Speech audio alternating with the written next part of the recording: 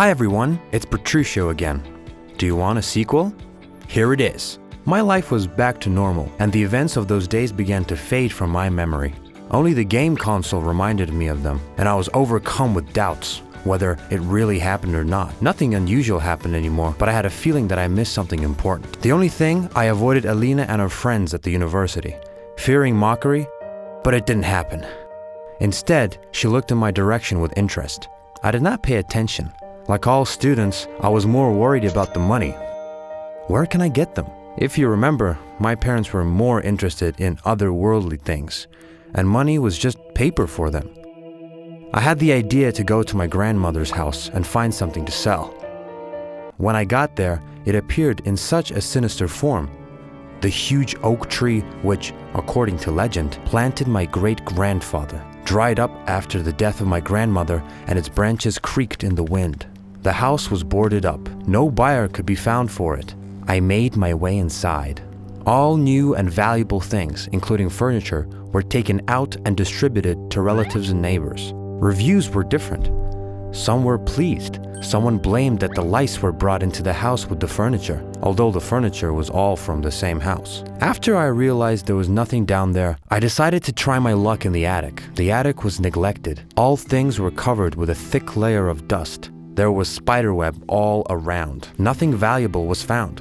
I was overwhelmed by the feeling that I had given up something significant again. Suddenly, I noticed a portrait in which my grandmother was depicted. It immediately stood out from the heap of dusty trash, since there was not a speck of dust on it. And my grandmother looked precisely like in real life before her death. She had a slight smile on her face. I began to come closer and felt like I stepped on something painfully familiar. Yes, it was a cat bomb. Was Grandma's cat here? Although she had a lot of cats, when I got closer to the portrait, it turned out my grandmother's smile is much broader. She almost laughs. Nearby, I noticed a cool antique vase. It was covered with some exciting drawings. An antique shop should pay well for it. When I picked it up, I saw that it was sealed with a cork. I pulled out the plug. A ball of some stinking dust flew out of the vase, which caused me to sneeze twice. I decided to seal the jar just in case. When I looked at the portrait again, it seemed to me that my grandmother was frowning, but there was no smile at all. Strange, I thought, and added, coincidences are not coincident, and I cautiously began to get out of the house. Out of nowhere, I bumped into the same stranger I was talking to in the cafe. "Hello," he said good-naturedly. "Glad to see you again." I opened my mouth in amazement. "You? And the cat? How are you with the cat?" There was no end to the questions. "One at a time," the stranger laughed. "I see you need my help again. How are you?" I began again, but the stranger interrupted. "Do you know what you have in your hands?" "An old vase?" I suggested. "No. This is an urn with the ashes of your great-grandfather. Trust me, selling it is not a good idea," he declared. "How did you know that I would sell it?" My surprise grew more and more. "Do not rush," again he interrupted me. "The cat is all right. Your grandma suspected that you might not be able to handle him and asked to pick him up. By the way, for some reason, he likes to wander around there in the attic. Brat, it's him. And if he knew that, I would come," I thought to myself. "My name is Antonio. Friends call me Toshka. I am a neighbor and a good friend of your grandmother. Moreover, we're in the same organization." "Organization? What do you do?" I asked. "Organization of Good Deeds," smiled Toshka. "We help people. Perhaps you want to join it?" "Yes," I answered without hesitation. Once it seemed to me that I could help people thanks to my gift, but it turned out to be a series of accidents. Now I want to really help. Consider that if you choose this path, you will not be able to live an ordinary human life. To start a family. Your calling will be to help people," he said. "Can I at least get a cat?" I asked. "As much as you like," he smiled. "Then I agree," I smiled back. "Fine.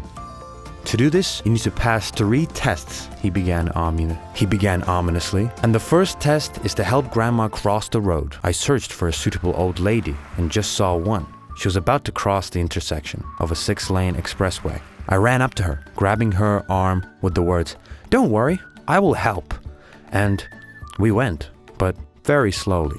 No matter how hard I tried, I couldn't get her to go faster. I understood that we did not make it to the security island. We only went 2 lanes. I closed my eyes, grabbed the old lady, and somehow we found ourselves on the island of safety. Again, strange things began to happen in my life.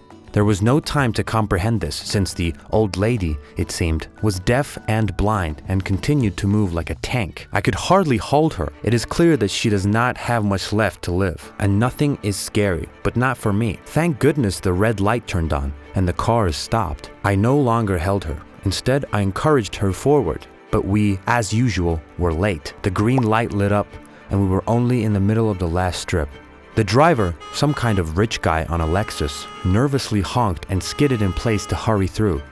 Suddenly, my old lady's hearing and vision cut through, and she slapped her bag on the bumper with all her might. The airbag had deployed. The driver jumped out of the car, swearing and wanted to throw himself at the old lady with his fists. I stopped him, and a small scuffle ensued, from which I emerged victoriously. When I got to the sidewalk, my grandmother was nowhere to be seen. Suddenly, I saw Alina. She looked at me with eyes round in surprise and said that she saw how I selflessly took my grandmother across the road and stood up for her. The rich guy was her ex, who turned out to be an even bigger asshole than she thought. We got into a conversation. I couldn't believe she was talking to me. I offered to walk her home, and she agreed. Meanwhile, Antonio called me. "You did a great job.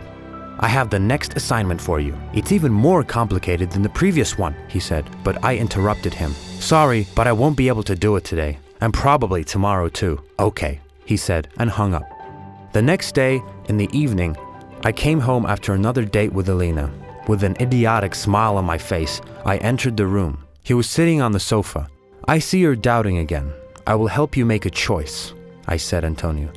"There are 2 glasses in front of you. One is filled with coffee. If you drink it, it will help you reveal your inner, hidden abilities, and the world will never be the same for you. The second is filled with milk. If you drink it, you will live a calm but ordinary human life with all the sorrows and joys inherent in this. Your grandmother wanted you to follow her footsteps.